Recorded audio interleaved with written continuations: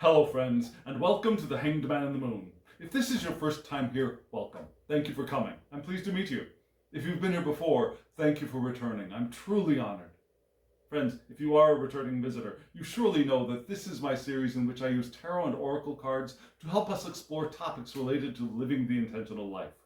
And this week's spread is really interesting. It seems even more positive than the last few spreads have seemed. Now, they all move into a positive direction, but this one starts off with something very interesting. And I haven't landed on a complete reading yet. We're going to do that together. We're going to explore this reading together in this video space.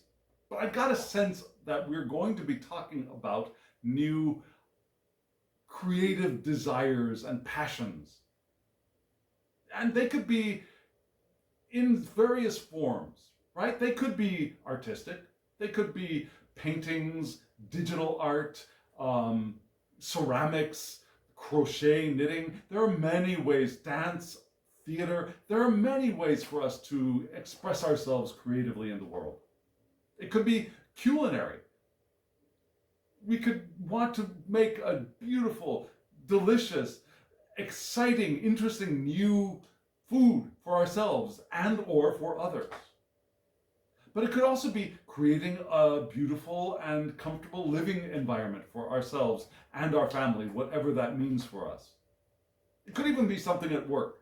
It could be a new project that draws up our creative juices and gets us excited and interested and loving what we're doing. Have you experienced that? And it doesn't even have to be new, really. It could be a dormant desire, a dormant creative interest that suddenly springs back into life and blossoms before our eyes. And that feels wonderful, right? That feels exciting and interesting. And our attention, sometimes all of our attention, gets drawn into that new or revitalized thing, and then sometimes, just sometimes, we forget to do things to take care of ourselves.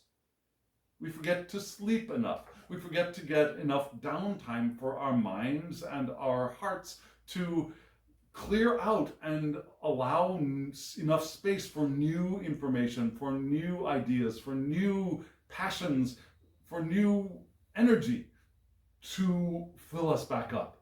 We forget to do the self-care sometimes because we're so interested and excited. And then, not always, but then sometimes we can become the kind of people we don't want to be in the world. So this week's tarot and oracle spread seems to be helping us to consider a more healthful way of receiving new passions and new desires and new interests and new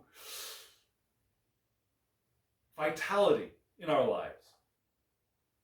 So that we also remember to do the stuff that will help us care for ourselves. Does that make sense? I hope it does. And I really think that this is the direction that this week's reading is going to be going in. So, what are we going to do? Friends, probably you already know. First, I'm going to show you the entire spread, and we'll talk about the cards briefly. And then we're going to break it down into 4 sections. Yeah? Well, you'll see in just a moment. Any questions? If not, here we go.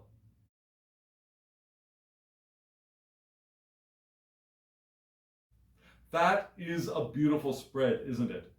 It's just phenomenal. I love these cards. And in case you are new, and in case you don't know, if you're interested in the names of the decks and the names of the creators, at the end of this video, at the very end, there will be a short clip that gives you that information.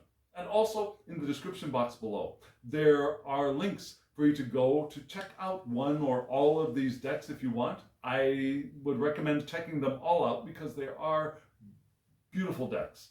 And they're all available. So you could even purchase one or all of them on your own. Not trying to be a tempter, but there it is. So that's the information that I've got for you. And we just saw the spread. And you noticed probably that the spread seems to be in 4 sections, right? There's the group of 4 at the top, which is the light of the divine mind, divine information divine spirit beaming into our lives. And then there were three cards in a vertical positions, yeah, growing in the light of the divine.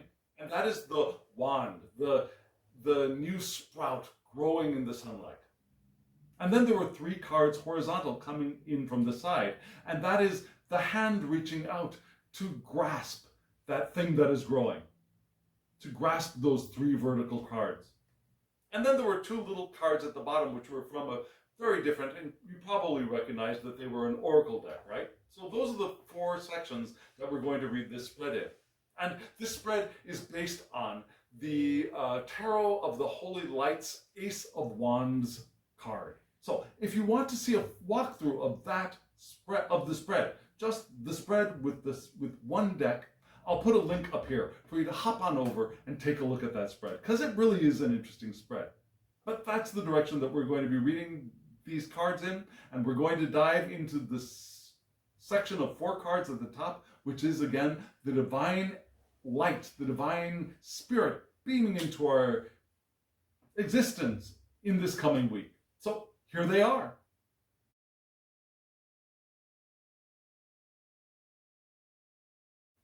I think these cards, this deck, is wonderful. It's brilliant. It's by the phenomenal Payne-Towler. And you saw this time we had three cards upright and only one reversed, which is interesting because from the first time I've used this spread until now, there has always been only one card upright and the other three cards have been reversed. So this week, we got it all flipped around. And it started off with the first card being upright, which got me a little bit excited. And I was even more excited because that first card upright was the Ace of Wands, and this is the Ace of Wands spread. Yeah? How could one not get excited? And then you saw that Ace of Wands was the upper left-hand corner. Then the next card in the upper right-hand corner was the Five of Wands, also upright. I thought, oh wow, this is wonderful. And then going down into the lower right, we had the Emperor upright. I thought, oh wow. And then we got the Queen of Cups reversed. But that makes sense. This actually does make sense. Do you see how it makes sense already? I hope you do. So we've got at the top a lot of fire. Now we've got the Ace of Wands and we got the the Five of Wands.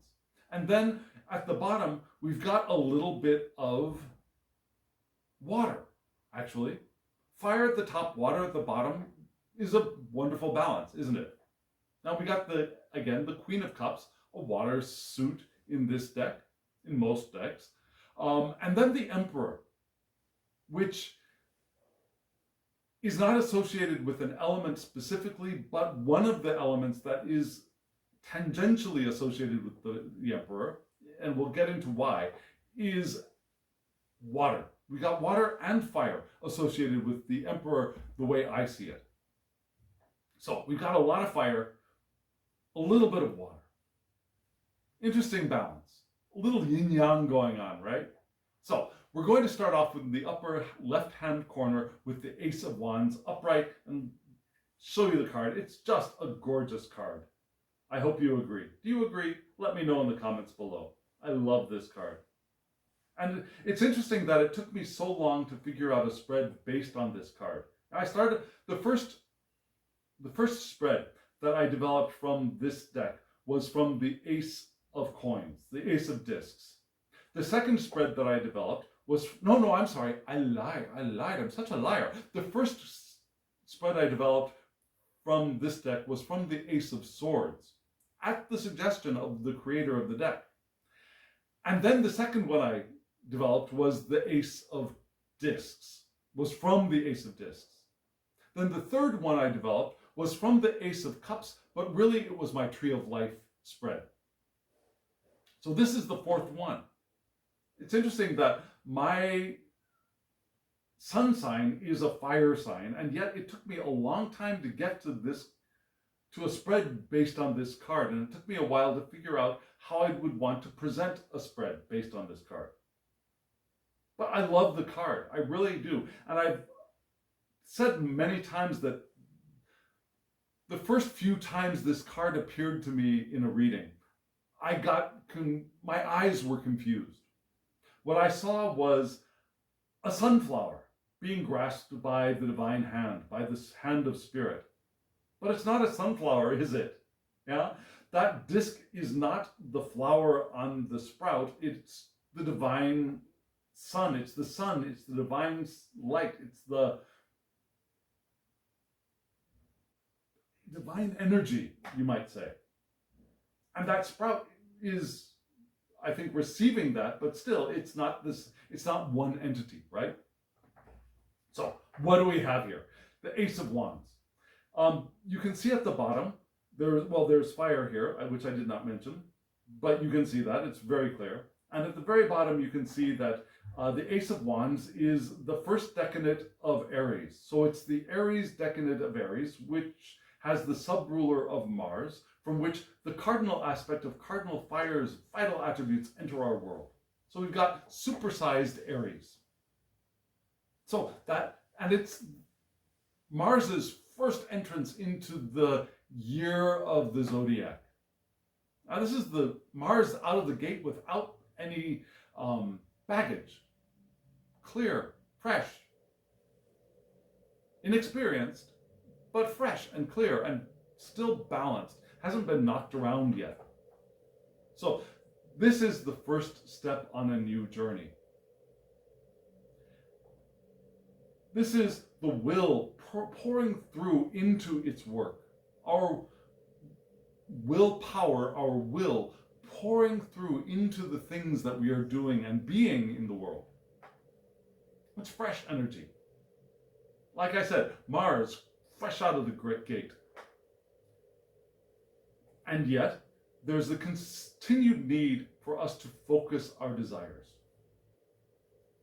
Now, this doesn't get us out of or away from benefiting from doing things like making plans, clearing away obstacles, and empowering ourselves to be able to manifest the desire, the creative urge, the passion that is growing in the light of the divine.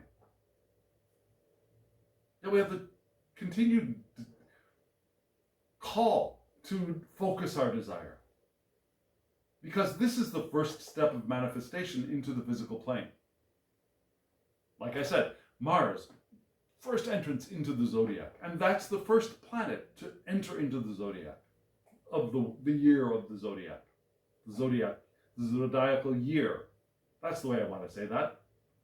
So, from absolute potential to the initial moment of the kinetic state is one other way of understanding this. Yeah? Something has just begun to move. And no matter what our age is, what our experience level is, there are still untapped desires and urges and potentials in each of us. Because who are we?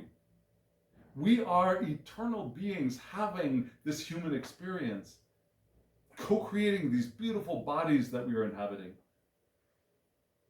And there is an infinite well of things and potentials that are available to us. And so there's always the potential for something new, something vital to begin or to be revitalized. And here, again, Mars is still focused and balanced. So we have the potential to keep going in that direction if we allow ourselves. And that's wonderful. And the next card we got, right next to it, we're going to read the cards in the order that they were laid because that seems to be the logical way to read them. The next card we got here was the Five of Wands. Very complex card. Compared to the Ace of Wands, which is deep and rich with symbolism, yes, but the image itself is much easier to see for me. This image has so much there. So many flowers, so many different colors, so many lines and shapes, and design is so intricate that it's a little difficult for me to see what is there. And what I do see are the two pillars. I see a scroll at the top which says opulence, which is wonderful, right? Yeah, we've got uh, an arch of energy and light and a flow of consciousness between the sun and the moon at the top, which are both resting on pillars, and they're beaming light, energy into, as well as the other planets. Now we see the moon and the, where is it for you? This is the moon, this is the sun, and we see the 1, 2, 3, 4, 5 other planets arched between them, all beaming light focused into this triangle, right? And we can think of that triangle as a prism. And that triangle is beaming out the collected light in a new prism, a new rainbow. It's splitting that light into different colors, different qualities, different kinds of light, different aspects of light. And those aspects of light are hitting a wheel, a disc, in different spots, right?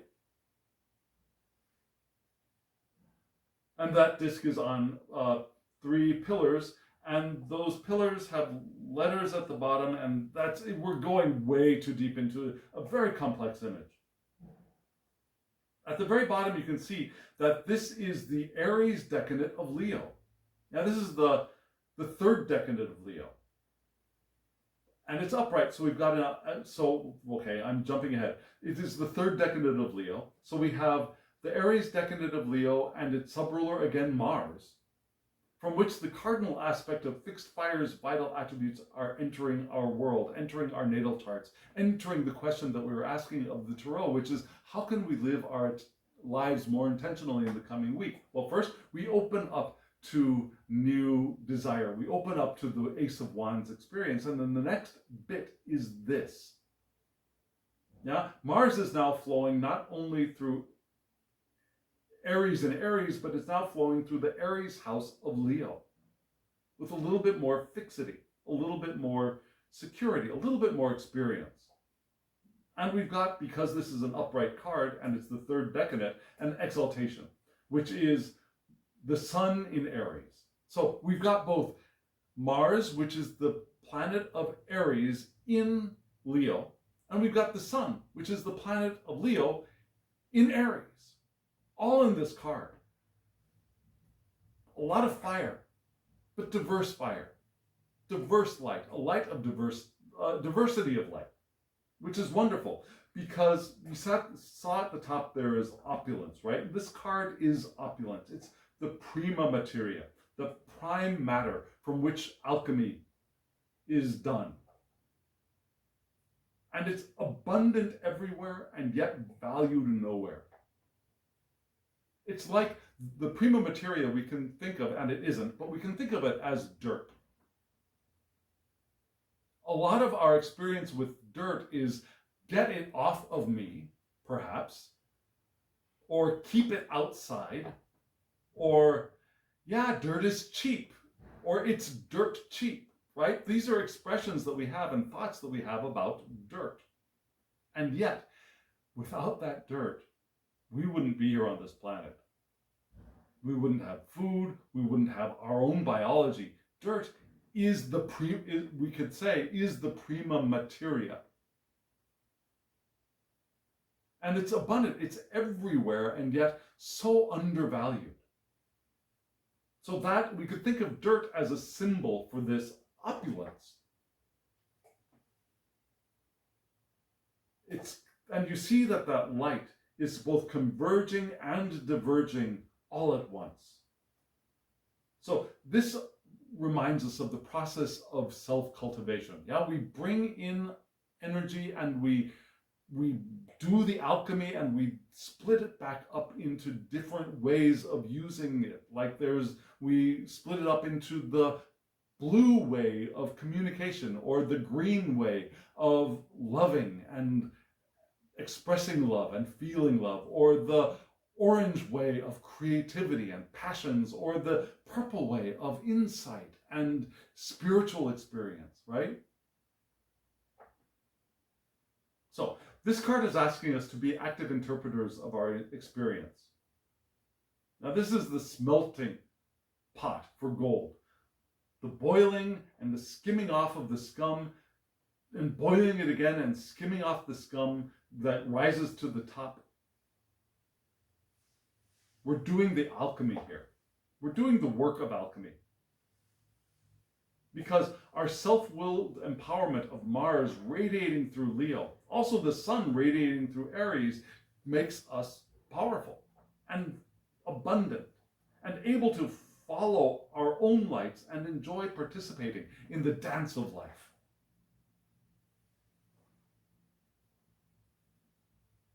And these two cards in balance with each other are very powerful. The newness and the expression thereof.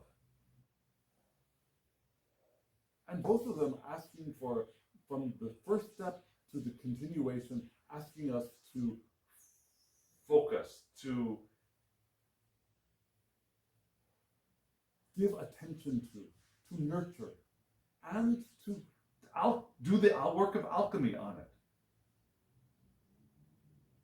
And realizing there are resources for us everywhere that we're taking for granted, right? And that's the experience of the new desire, the new creative urge, as it plays out in our experience when it plays out well.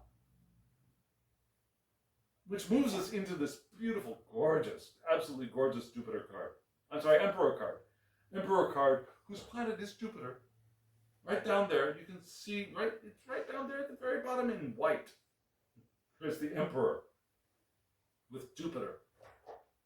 And this figure here reminds me of Jupiter in all of his vital glory and male beauty. And this Jupiter image with the flowing hair creating the storm clouds, right? Holding the sphere of power in one hand. With this disk of both sun and moon, night and day at the Emperor's feet, bursting with the phoenix rising from that meeting of both the yin and the yang, the gold and the silver, the light and the dark. The active beaming forth of energy and the receptive, reflective, yang side of energy. Those meet and create the phoenix of power here for the Emperor. And because the Emperor is associated with Jupiter, Jupiter is domiciled in both Sagittarius and Pisces, my moon sign. So we've got both mutable fire and waters, both mutable fire and waters, vital attributes entering our world through this card. Mutable fire. Now we had cardinal fire and fixed fire up at top. Here we have mutable fire. The optimistic, let's get going. Let's get things moving. Let's get our groove on, Sagittarius. And the mutable water of let's open up to the expansiveness and the potential possibility, the psychic interconnection and connection and unity of the universe, of Jupiter in Pisces. Now, because this is the Emperor, card number 4, very stable number, right? We also have the Hebrew letter Dalet, and Dalet is a door. It's the helper of the burdened, the empty receptacle of the divine blessing. Yeah, we need to open this card. Number 4 asks us to open the door, to be the receptacle of divine blessing. Maybe this divine blessing, right? I just showed you the Ace of Wands. Maybe this divine blessing. Yeah, that Daleth door is calling us to open and both be the helper of the burdened, be the refuge in the storm, opening our door, but also opening our door to the divine inspiration, the spiritual blessing. And because it's number 4, it also points to Anzus. And Anzus is the rune, which looks kind of like an F pointing down. It's a message. It's inspiration as well. Enthusiasms. visions as well, enthusiasms and visions, as well as health, harmony, truth, and wisdom. All very positive aspects for the emperor, right? A lot of us see the emperor in very negative ways, don't we? We see the emperor as dictatorial and ruthless and controlling and toxic masculinity. And reversed, those are possible things, but reversed.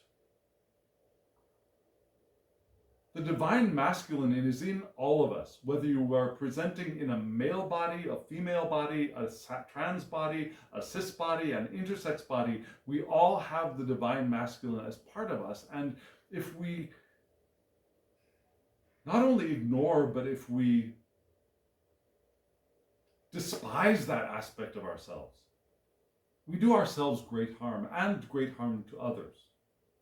We want to appreciate those aspects of ourselves as well, which are not toxically masculine, but beneficence, beneficently good, really good, helpfully masculine. The beneficence of the masculine is also part of that, which could be, again, inspirations and enthusiasms and harmony and truth and justice, right? This is the father of expansion and multiplication because of Jupiter. The head servant of the realm. The leader of the realm being the last of the realm as well. That the last shall lead. The servant leader is represented by this card upright. Passions with body and place. Blood restores health here. Yeah? The emperor is also our blood, our vital life force. And the emperor enjoys administration, sure. Has great will and libido to lead, to create, to innovate, and to make love. All wonderful aspects that we all have within us. And it's not only personal will, but divine will, which is expressed here. We have our personal will, but there's also our will as part and parcel of the divine will. When we are accessing the truth of our will. Not when we're trying to force our willpower to do things that we think we need to do in order to be acceptable, to be important, to cover up our the parts of us that we are afraid of or we think are not good enough, to cover up our sense of unworthiness. When we use willpower, that's not what we're talking about here. When we engage our pure will, not when we use it, when we engage, when we open ourselves to our pure will, it's part and parcel of the divine will. And it's part of living an intentional life, is it not? So, this emperor has a magnetic force that draws new talent to his, her, their realm. And that's part of it. And that's part of us working within the space of this card, I believe. Now, because this card asks us to, be active interpreters of our experience. Now, to be self-willed, self-empowered. To direct and focus our energy, receive the energy and direct and focus it into the alchemy of doing what we want to do. And this is what helps us to do all of that. It's this part of ourselves that helps us to do all of that, right? Expansion, multiplication, servant leader, passionate of body and place again. The will and libido to act and create in the world and to make love. It sounds like I'm tossing that away. And to make love. These are all wonderful things. They're empowering things. They're powerful things. And so we move into this card. which when I saw it was, okay, huh? And then I got it. Now there's all of this fire energy. There are all of these fire attributes and a little bit of water with Pisces, opening up to the divine will, divine intelligence, divine will, divine libido. This is the, and you still be careful card, right? Still, especially now, be careful. Let me show the Queen of Cups. This Queen of Cups is a reminder of the ocean goddess, Ursula. Beautiful card. We have the living waters flowing from her breasts. We see that she has her two tails up in the air. We see the wings of red and blue. Yeah, we've got the two aspects of color here in her wings. We've got the moon below supporting her. We've got a chalice above her head. Radiance in all of her power, and mystery and otherness as well. Someone who is so inseparable from the element of water is going to be very strange for us and a little bit unsettling. Someone who is purely open and empathic and can feel and sense everything that's going around them so much that they might even get lost in that experience, can feel very strange and unnerving for us. Have you ever experienced that? Felt unnerved by the amount of connection that somebody seems to have with either you or others? Maybe you're the one and you got that reaction from other people. So this Ursula goddess also loves people, and so takes the form of the human, but always needs to go back and recharge herself and revitalize herself in her divine natural state, so that she can come back out and emerge and be the loving partner wife to her human husband, who she is in deep love with, but she needs her time in her bath. And so, when this beautiful card comes reversed, oh, I didn't tell you who this is. I mean, we talked about that, who this is. But astrologically, the Queen of Cups is associated with Cancer. And it's, which is the domicile of the moon, from which cardinal water's vital attributes enter our world. Cardinal water. We have mutable water a little bit with Jupiter in the Emperor card.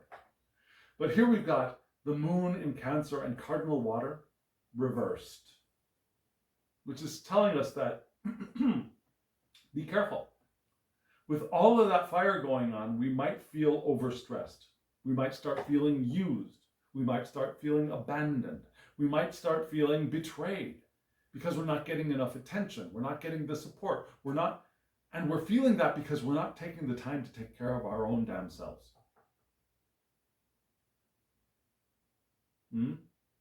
Has that ever happened to you? You got so,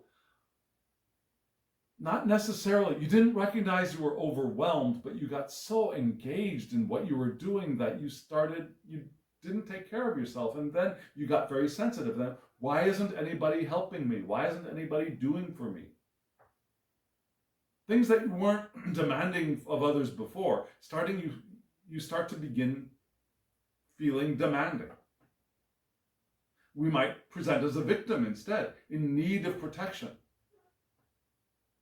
All of our energies being focused into this, whatever it is. And we start feeling like we're weak, we need protection because we don't have the energy to protect ourselves. Or maybe we start hanging out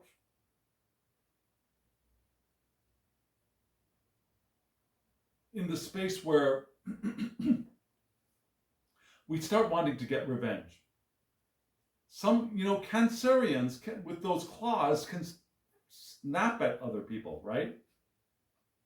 I mean, if a scorpion can sting and cause the death thing, right? But Cancerians can start handing out other people's their comeuppance, right? Those we feel have taken advantage of us and our nurturing abilities and our nurturing our care, and having not paid the correct amount of homage to us and have not behaved correctly according to us, we start snapping back at them and giving them their comeuppance.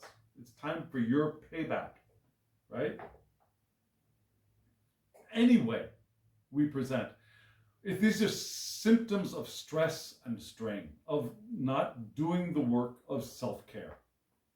Because again, we got so enthralled by and drawn into and drawn up by these three cards. So this is reminding us that, and be careful. Because if we knowingly or unknowingly strain ourselves and create stress in our lives, this could be possible. And we don't want that to be in our experience, do we? Do we? So this group of 4 cards is wonderful and exciting and gives us, and be careful. Take care of yourself at the same time as we're doing all of this wonderful, exciting stuff in all these exciting and wonderful ways with our mastery and growing in mastery. Knowing that we're always evolving, in all ways. We're always, in all ways, evolving. So, my mastery today is nothing compared to what my mastery is going to be in 10 more years, in 5 more years, maybe even tomorrow. But still, right now, I can feel my mastery with the potential that I have at this moment, right? So this is all exciting stuff. So we've got another line of cards. We've got what is growing in this amazing light for us this week. Let's take a look at those cards.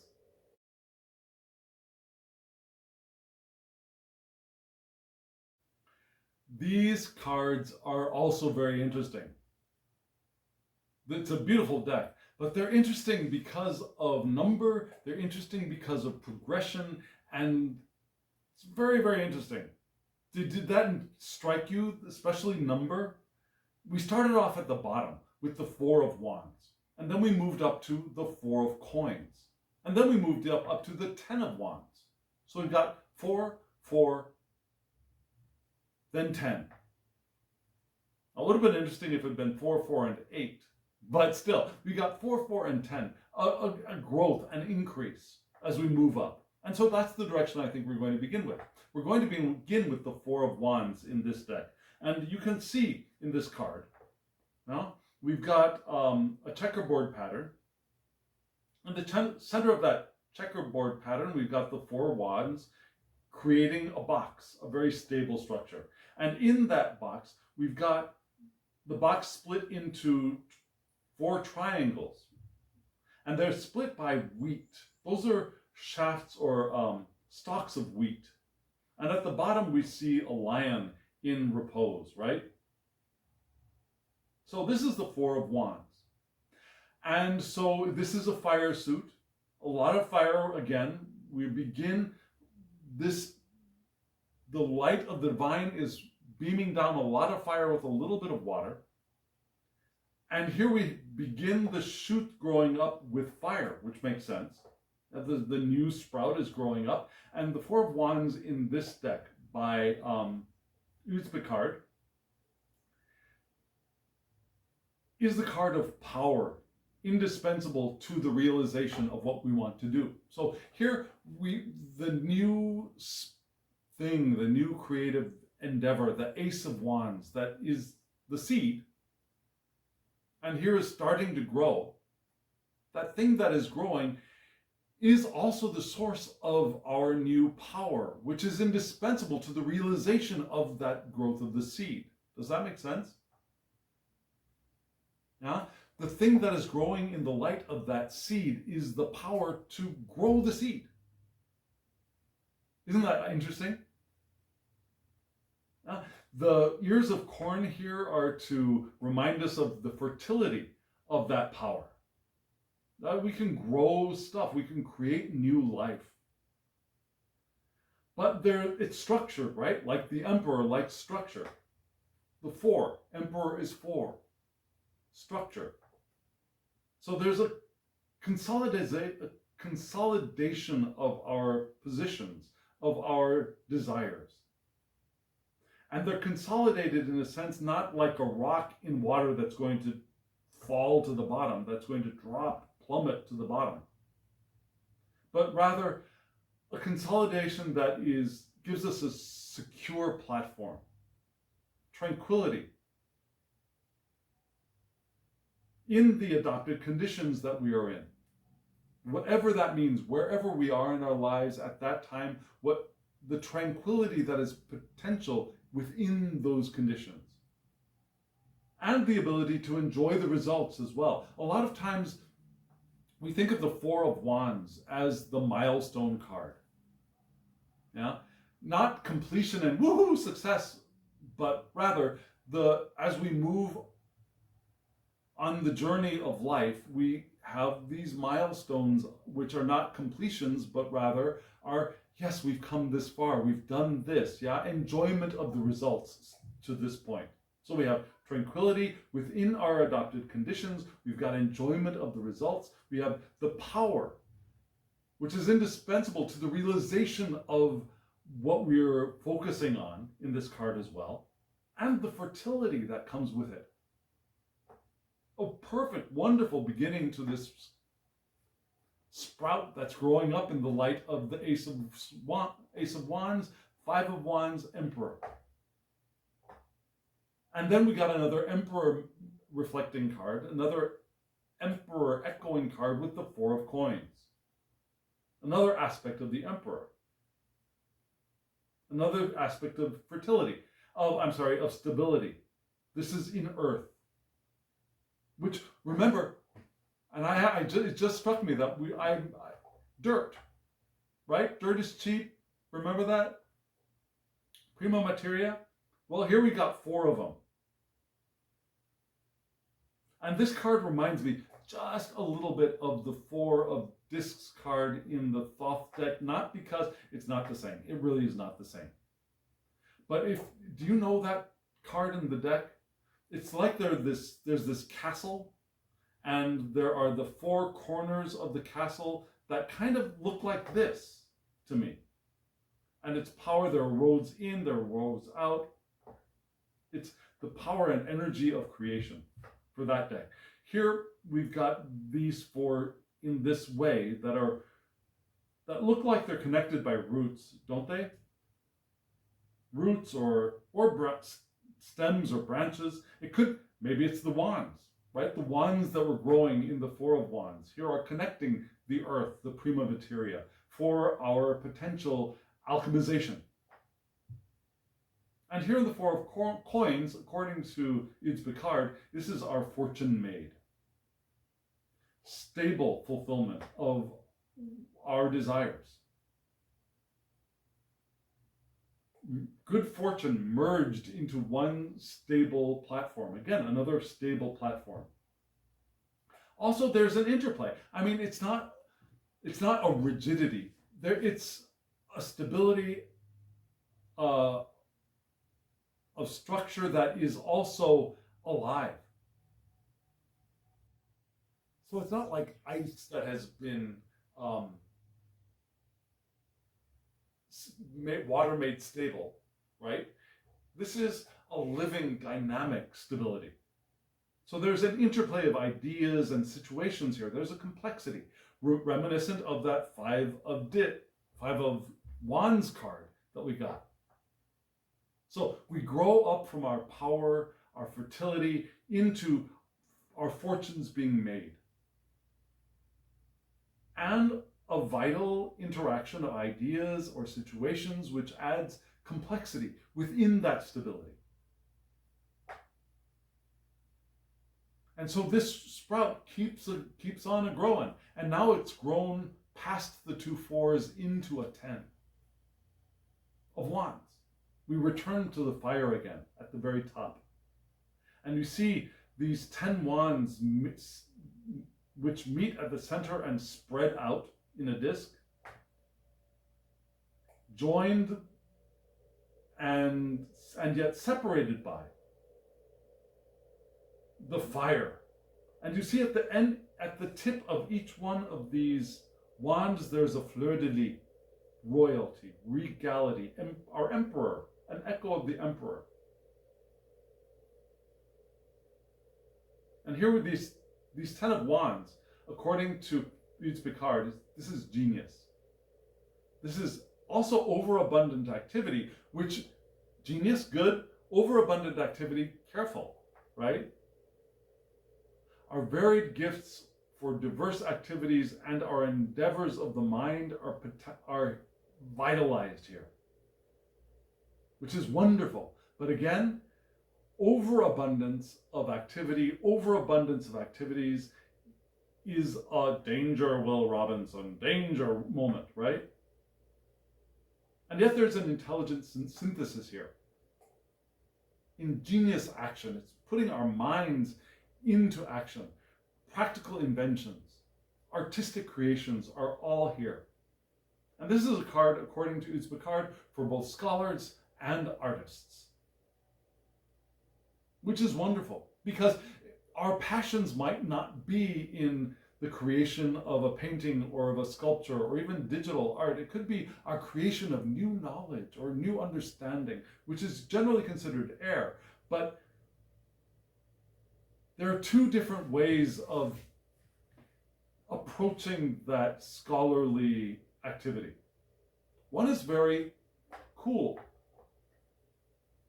Swords, for at least for me, the air signs, at least for I think everyone, they are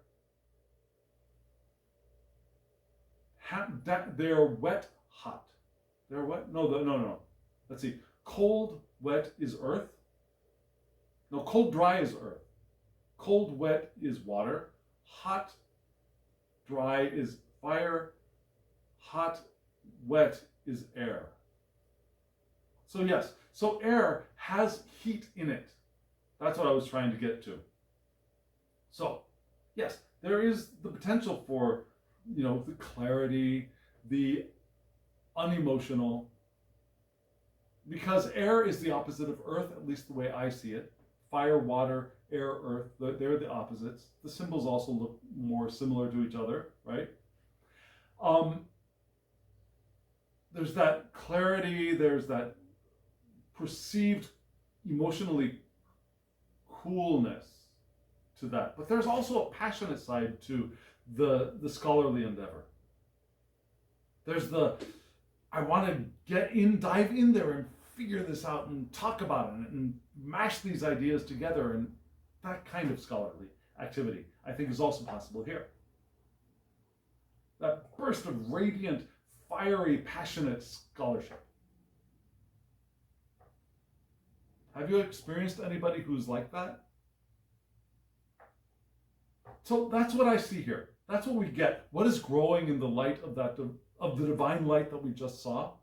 Yeah, this is the very tip of the sprout, at least to this point, and it'll continue growing. But yeah, we got our stable power, our stable fertility, our consolidation of our positions, our tranquility of passion, as well as our 4 of coins. Our material is in order, stable, but alive. So the 10 of wands can burst out like a flower blooming at the top of the sprout. And that kind of looks like a fire flower, doesn't it?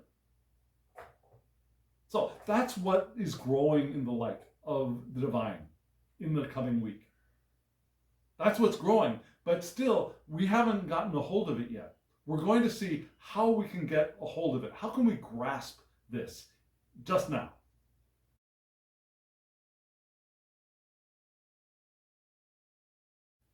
You just saw the cards that represent the hand reaching out from the cloud to grasp the sprout growing in the light of the divine.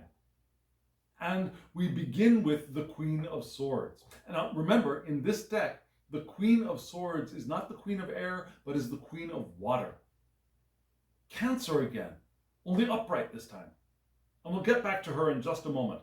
Her, him, them. We'll move on. Then we get the Sun. And then we get the Fool.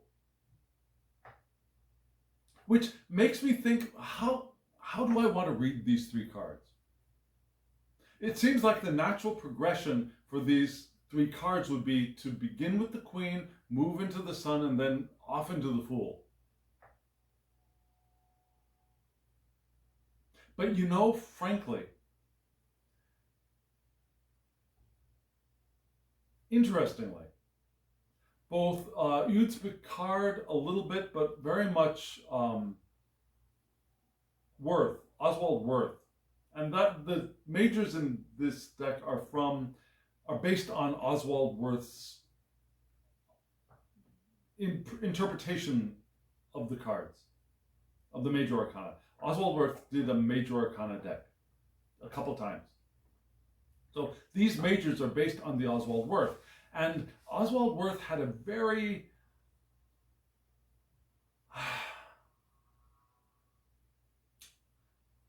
unhappy, I don't want to say negative, but he didn't like the Fool as much as I do. Let's just put it that way. Yeah, he disparaged the Fool a bit. And so the Fool in his deck is not exactly the kind of Fool that I would normally read. Which makes me think, okay, we got this Sun card in the middle. And in the Sun card, you saw that the Queen of Swords, which is Cancer, is facing off away from the Sun card. And the Fool is also facing away from the Sun card.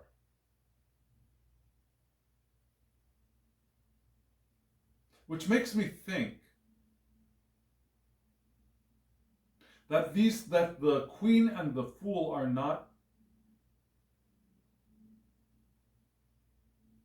Now, if it had come off, okay, so if it had been reversed, if the Fool had been on the left and the Queen had been on the right, I would have said, yeah, they're meeting here in the Sun. That would be easy peasy lemon squeezy. What the heck does that really mean? Okay, so, but you know what I mean. Very easy to see. And now I'm waffling again. Because before I turned on the camera, I was sure that I was going to read the Sun card as the center, as the joining of the two, of the Fool and the Queen. Because what is the Sun? Let's begin there. And I'll talk my way through this, and we'll land on an answer. So let's start with the Sun.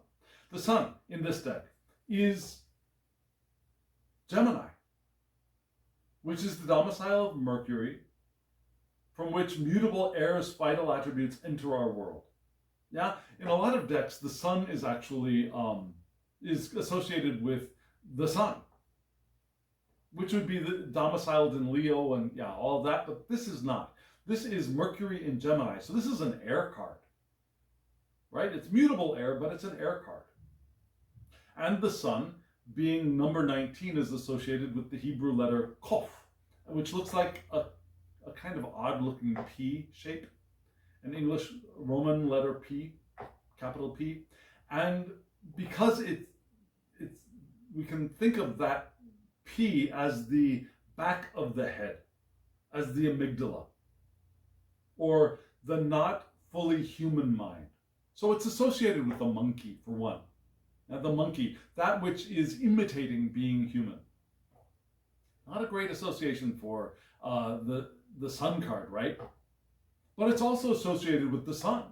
Now, the letter Kof in Hebrew is associated with the Sun. So there we go. We got the potential for monkey, but we've also got the Sun as the Hebrew letter. Also, the 19th rune is Ehwaz.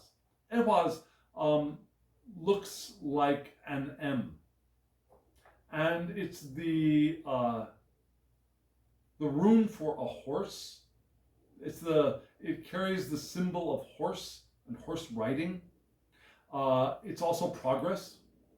loyalty of horse to its to the rest of its horse pack, but also to the rider who it is in relationship with.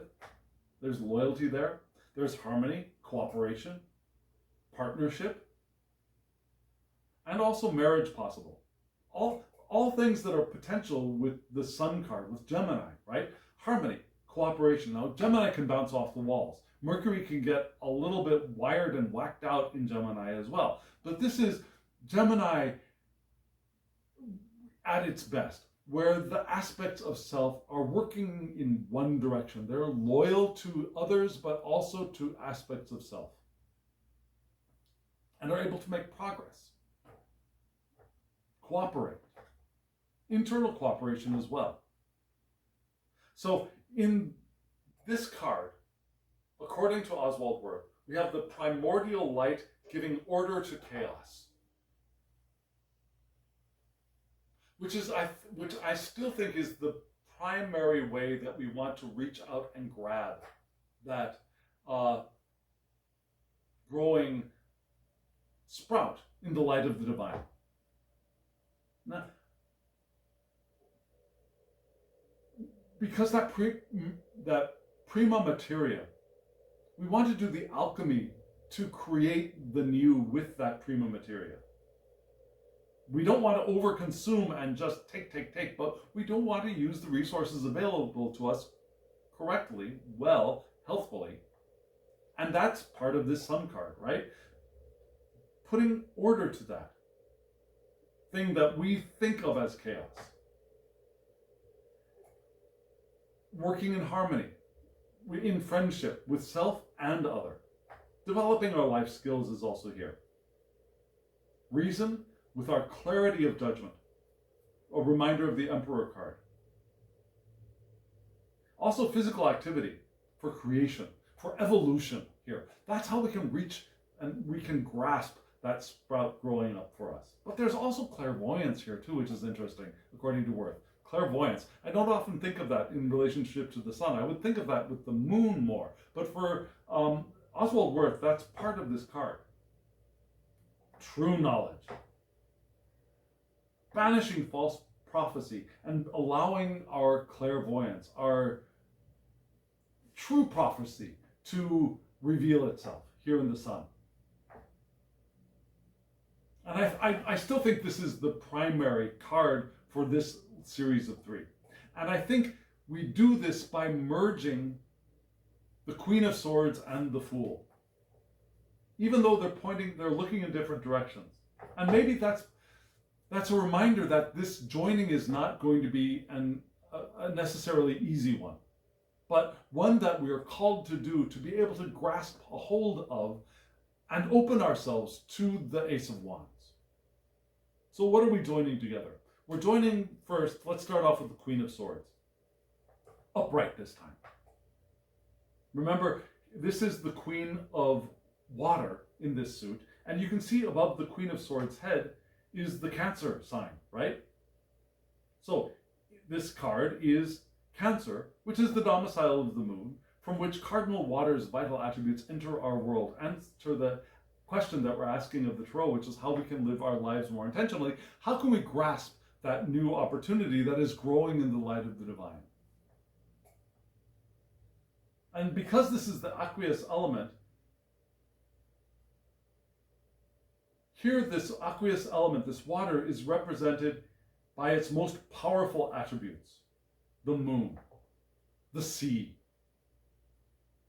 Cancer. Moreover, this queen, he, she, they, are personified by the woman. We all have woman aspects within us as well as man aspects within us, whatever we identify as. And not biologically woman, but the things that are associated with the woman part of us. Whether we're in man bodies, woman bodies, trans bodies, intersex bodies, whatever. Yeah? This card is associated with the woman aspect of all of us. the intriguing feminine in all of us, fertile imagination. And this Cancerian can pursue several projects at the same time, which is wonderful. Difficulties don't put her off, which is wonderful. But they're also armed for the fight and they will not back down, which could have the potential of bringing her back, or bringing her into our lives, embodying her. Not her upright, but her. Yeah? The reversed Queen of Cups in the Tarot of the Holy Light meaning of that card. So, okay, I've got too many different decks in one hand. They're different sizes. That's uncomfortable. What am I doing here? Okay, this is what I'm doing. Okay, here we go. Back to the Queen.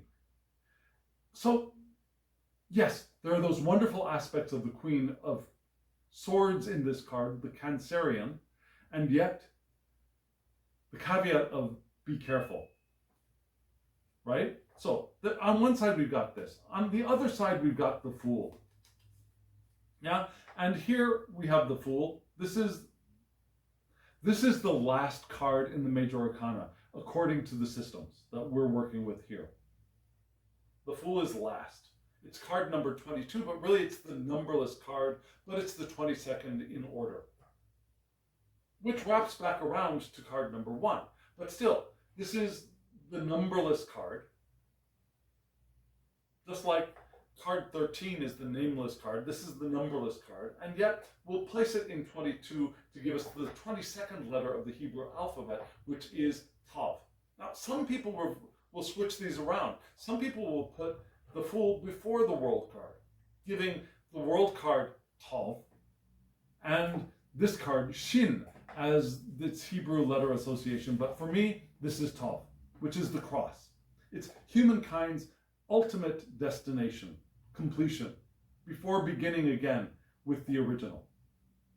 So you could see why some people would want to stick that with the world, right? But for me, this is that.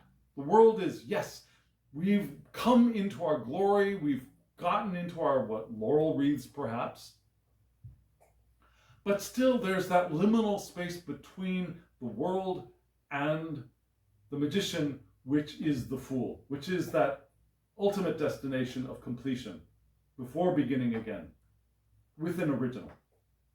Oneness of the Aleph. We're not there yet, which is what Tav is. Now, and we think of the cross in Christian terms, that's the place where that liminal space begins on the cross, between life and resurrection, that liminal space of what was called death for the Jesus Christ. That's what this is as well, the Fool. In runes, the 22nd rune is Ingwaz, which is the earth god, the great god Ing, which is fertility and retreat and growth. It's a combination of apparent opposites here. Wonderful thing for the Fool, right? Both growth and retreat. That not here, not there yet, but both. Now, according to Waite, this is a lack of interest in everything. According to Waite, this is listlessness and extravagance. Again, those tugging in different directions of listlessness and extravagance, that space in between those, I believe, is what Worth is trying to point to. Also, living at the boundary of madness, and that is what I wanted to land on here. Living at the boundary of madness. What is madness? Okay, there are actual psychological and mental psychological diseases, mental health issues, which are one thing.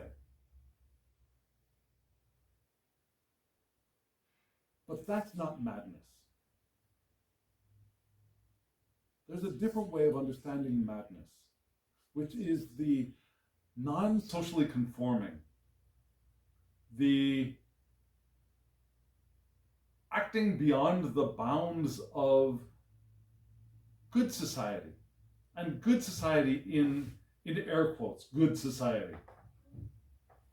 Of accepted conventions, of doing what is expected, of living the life of the good citizen of the good country, of the good spiritual practice, of the good practitioner of that spiritual practice, of following the rules, which I'm very prey to. Here, this is living at the boundary of madness, of going beyond.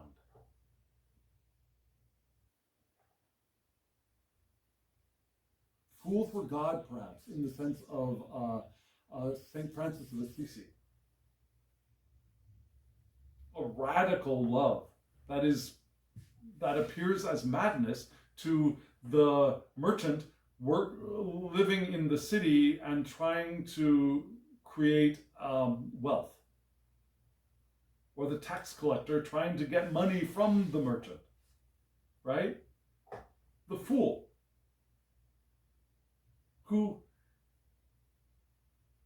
lives on the boundary of that society and lives at the boundary of what society would name as madness. And so I think the Sun card here is pointing us to merging these two aspects. The fool for God, living in that crazy creative space of the fool, plus the intriguing, feminine, fertile imagination of the Queen of Cardinal Water. Doing several things at once, but fertile, emotionally connected, powerful. Merging those two here with the Sun, with clairvoyance, with clarity, with creation, with evolution, with developing our life skills, with reason, is the way that we can grasp that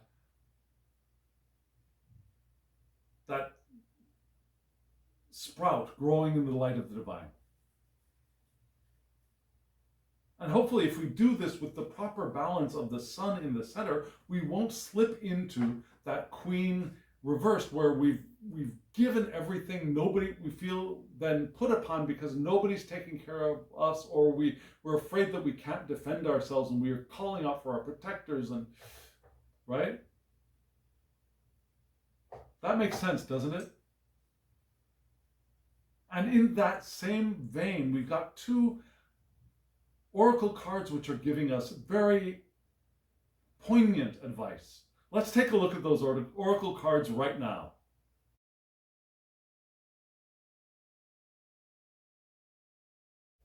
This is a beautiful little deck. I really, really highly recommend it. It's gorgeous. And the art is beautiful. The colors are rich and vibrant. And the spiritual content of the deck is also rich and engaging. And I love it. And you saw, from left to right, the advice cards of Turtle and Shakti. Fabulous, fabulous advice. And we start off with the turtle. Lovely turtle, swimming in a sea.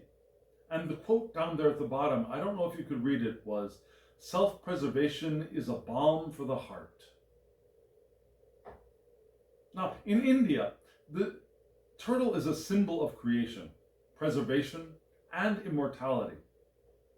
It's the turtle in its turtle form, in his, air quote, his turtle form, Vishnu helped the gods to get the nectar of immortality and preserve the earth. So the turtle is also a symbol for Vishnu, because you know how Jupiter sometimes turns into a swan and gets it on with a human female? Don't ask me, that's the myth, yeah? Or turns into another animal and copulates with another female. human. That's the myth. Here we have Vishnu, a Hindu god, becoming a turtle, not to copulate, but rather to get the nectar of immortality for the gods and to preserve the earth. So this card here, interestingly, is reminding us that if we are spiraling, if we are unraveling, to put well-being first. And that spiraling, that unraveling can be triggered by our complete suddenly Korean is the only thing that's coming into my mind. Our complete immersion into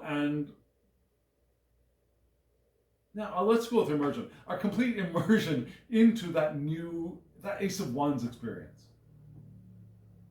Developing into the Five of Wands. And so this card is saying, okay, pay attention.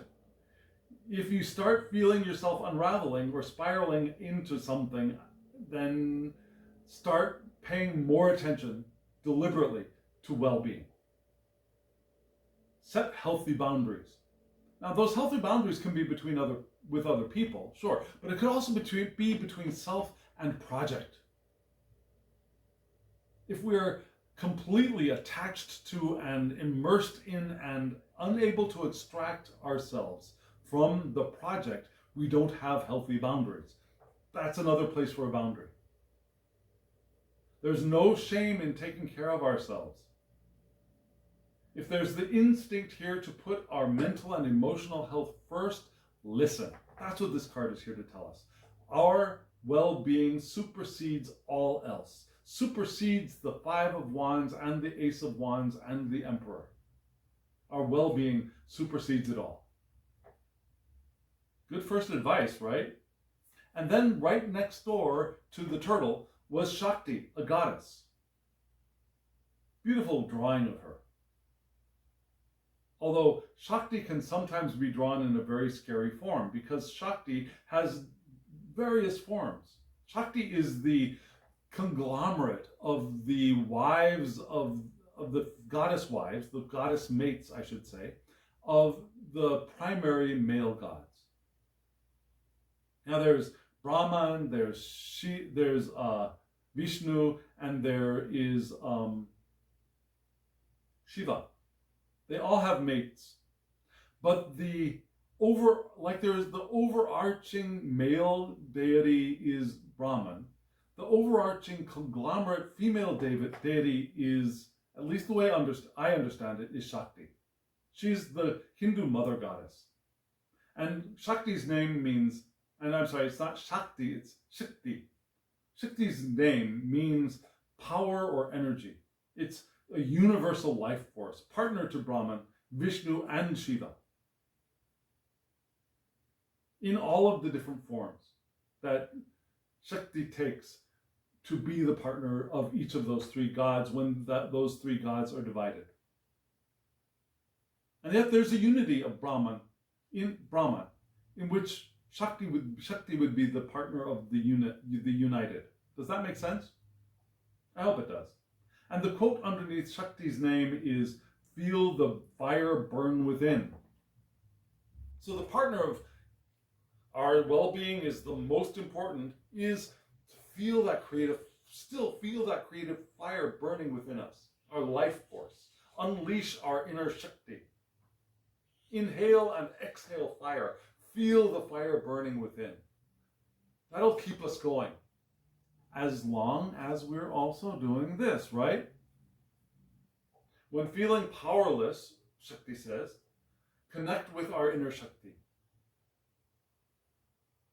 So when we do give our attention to our well-being, one way to do that is to connect with our inner Shakti. Be mindful of our sacred power. That can burn wild, like a wildflower, a wildfire. Or it can get snuffed out as well. So we want to pay attention to the appropriateness, the appropriate level, I should say, the appropriateness of our fire. Our fire is appropriate. There's no inappropriateness of our fire. But there are inappropriate levels. it could be burning out of control like a wildfire, or it could be shrinking and shriveling and about to be snuffed out. Neither one of those is what we want. We want the center. We want an appropriate, powerful, constant, consistent burning of the inner fire. So, and because it's sacred.